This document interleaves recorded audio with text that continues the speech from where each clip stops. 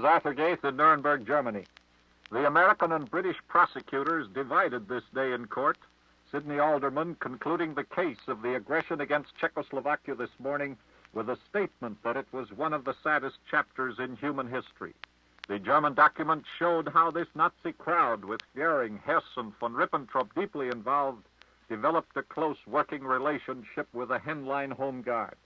Then Sudeten Germans by the scores actually were taken into the SS within a few hours after the German occupation. Documents showed how the German legation in Prague had been used as a center of espionage, how the Nazi government contributed hundreds of thousands of marks to finance the Sudeten movement.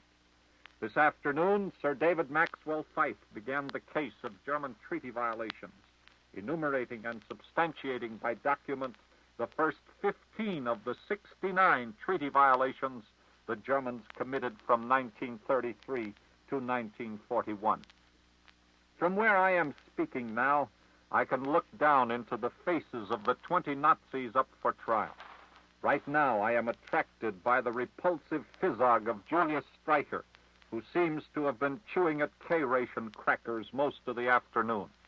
This noon, one of the 20 German newspaper men covering the trial showed me 2 of the books which had been a part of Streicher's collection of pornography. Boccaccio was an amateur compared with this fellow, who had been a German school teacher. In other civilized countries, a man of Streicher's character would have been quickly eliminated from the educational system for youth. But for a number of years, this fellow Streicher not only published the obnoxious Stürmer, but he actually put out some children's books. I saw one last night for children 10 to 12 years of age in bright red and black German script, illustrated with glaring cartoons. The title page of the book read, "You can't trust a fox in a meadow or a Jew and his oath." And then this crude Jew-baiter entitled one of his chapters, "The Devil is the Father of the Jews," another, "The Eternal Jew." There were chapters on butchers, lawyers, doctors, maids, and they were vulgar and derisive.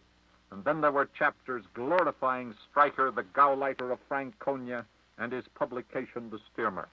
His concluding illustration was that of Jewish children driven out of schools under the heading, "Now it is pleasant in the schools again." When you get a glimpse of this character, Streicher, you begin to understand how degenerate the German had become to tolerate the type of filth of which this man was so typical. This is Arthur Gaeth speaking from Nuremberg, Germany. I return you now to the Mutual Newsroom in New York.